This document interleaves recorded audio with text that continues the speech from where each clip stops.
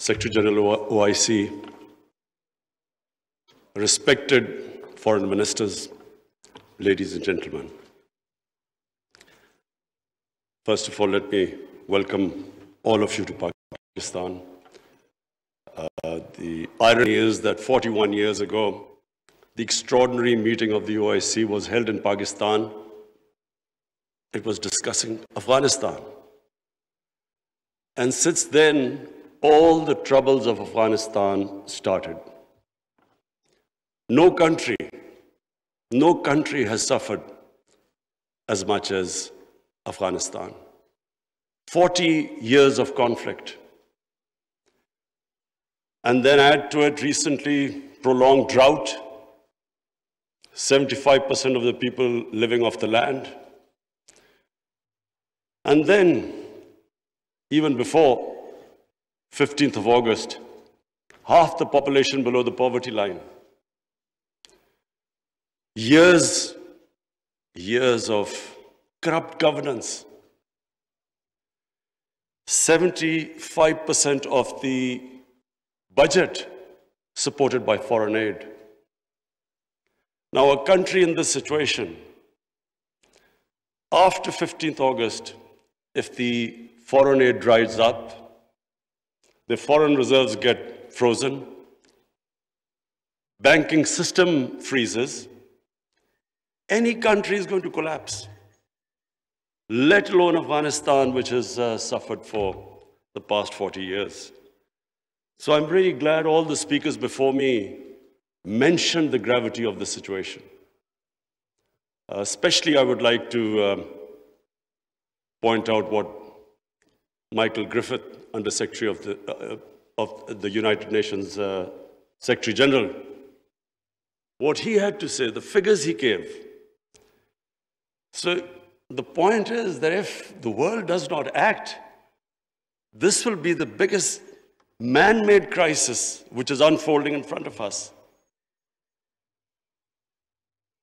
We, the OIC, it's a big responsibility on us, because not only is it the situation in Afghanistan as it unfolds, but it's a religious duty to help them.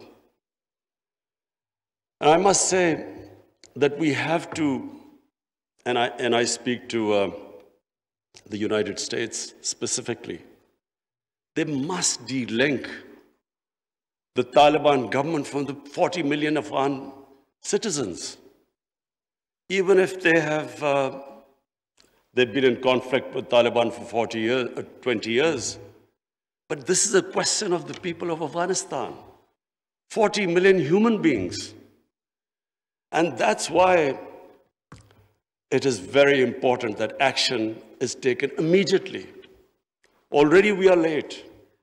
The Afghan winter, everyone knows, is extremely severe. And these preconditions the Taliban have to, unless they have an inclusive government, human rights, women's rights, do not allow terrorism from the soil, unless these preconditions are met, the humanitarian aid will not flow, and their foreign reserves won't be, they won't be allowed to have them, or the banking system won't function, won't be allowed to function. This is very important. That first of all, the one time I met the Taliban foreign minister, he categorically said that they wanted to comply with these three conditions. Now the point is, we must understand that when we talk about human rights, every society is different. Every society's idea of human rights and women's rights are different. I just give you an example of the Pakhtunkhwa province, which borders Afghanistan. Because the culture is similar, because Taliban is basically predominantly a Pashtun movement, and there are more Pashtuns on our side of the border. Now, the city culture is completely different to the rural culture. Culture in Kabul was always different to rural areas. Just like in Peshawar, it is completely different, the culture, to the district adjoining the Afghanistan border. So I give you an example. We give stipends to the child's parents to put the girls into school. But in our tribal districts or the district adjoining Afghanistan, if we are not sensitive to the cultural norms of those people, even with stipends, they won't send their girls to school. But if we are sensitive to their cultural norms, without stipends, they're willing to send their girls to school.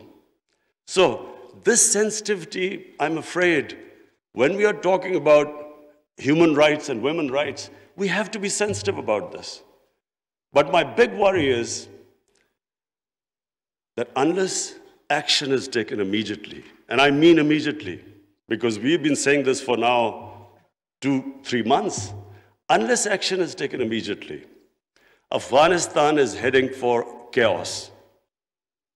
Any government, when it can't pay its salaries of its public servants, hospital, doctors, nurses, any government is going to collapse. But chaos suits no one.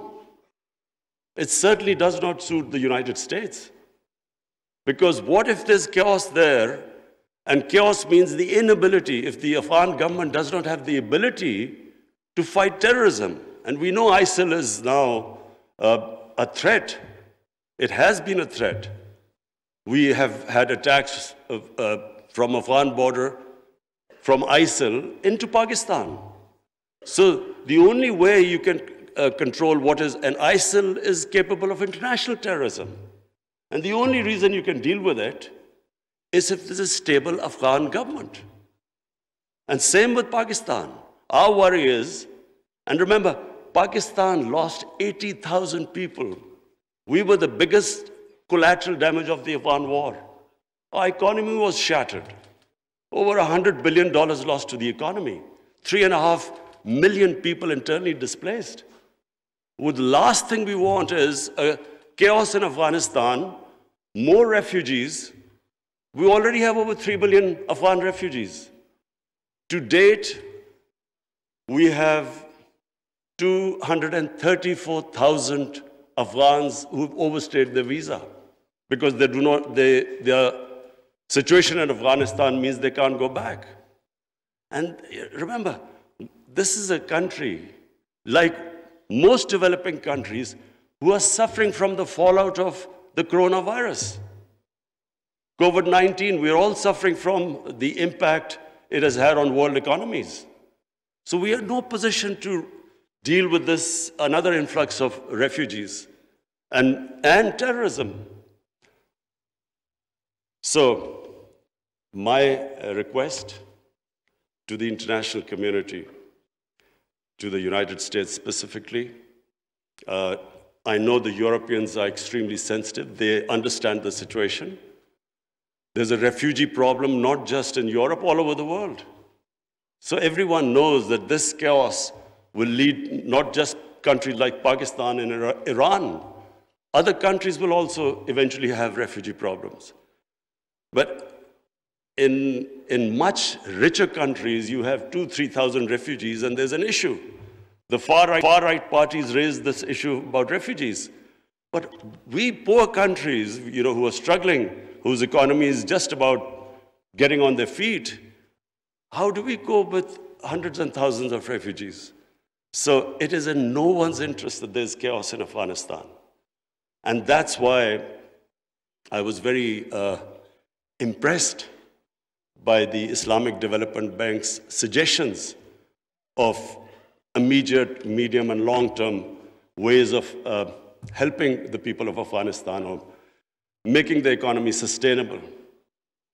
I would look forward to the foreign ministers that you will come up with a roadmap by the end of this evening. And that roadmap not only should be pushed by the OIC, by the United Nations, by the European Union, and by, of course, the United States. Because, as I repeat, chaos in Afghanistan suits no one. And finally, because I have this platform of the OIC foreign ministers, I would just raise two more points. One is Palestine and Kashmir. The people of Palestine and Kashmir look to us. They want to see a unified response from us about their human rights, about their democratic rights, rights which United Nations Security Council resolutions have given them, and unfortunately not implemented. We should, on every forum, raise our voices and a unified stance. And lastly, I want to talk about Islamophobia. Unfortunately, the refugee crisis in Western countries has exacerbated Islamophobia. Islamophobia really started reaching a dangerous levels after 9/11, when terrorism and Islam were connected. When terms like radical Islam came, they connected somehow. Islam was responsible for terrorism and radicalization. So this connection has made life difficult for people living in Western countries, Muslims living in Western countries. The man in the street in the West cannot distinguish between what is a moderate Muslim and what is a radical Muslim. So you have stuff like in New Zealand, a man walks into a mosque and shoots 50 people. It's because this term, radical Islam, Islamic terrorism, they have to be delinked. And secondly, the reason for Islamophobia is people in the West do not understand when our Prophet Muhammad sallallahu alaihi wasallam is mocked or ridiculed or insulted. They can't understand the reaction amongst the Muslims because their attitude to religion is different to ours. So it's very important for the OIC to play its part in explaining to the Western world on forums like European Union, United Nations, their think tanks, making them understand. Rather than this gap growing between Muslims and non-Muslims because of inability to understand Islam, it is our responsibility in the OIC that we make them understand. We have in Pakistan formed an authority. It's called Rahmatul Lil Alameen Authority.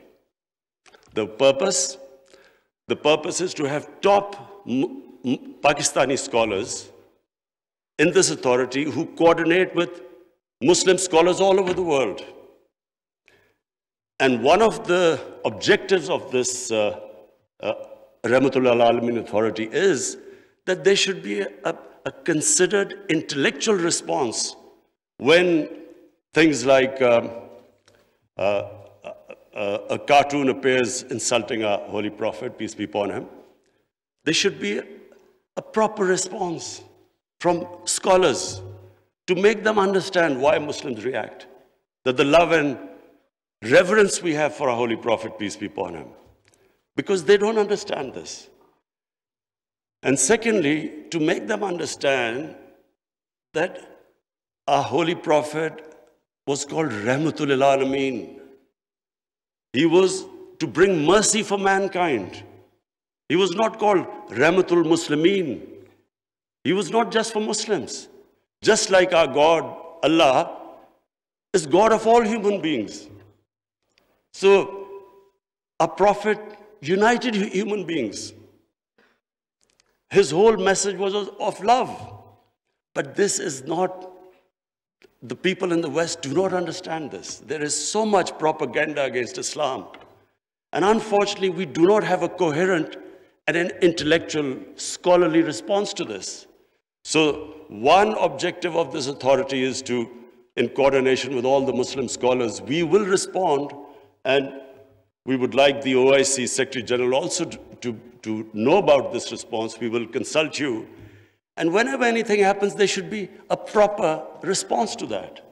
But secondly, it's also for my own country, because we feel that we can raise the morality and the ethics of our society by making people understand the seerat of the Prophet, his teachings, to raise the ethical standards in our country, and at the same time, unite our people.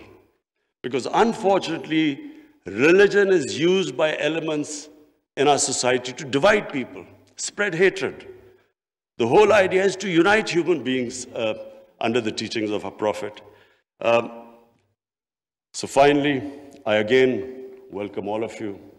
I hope we have a very productive session this afternoon, and then we come up with a very coherent a strategy, which I said immediate, medium-term and long-term, how to get Afghanistan out of this crisis. Thank you.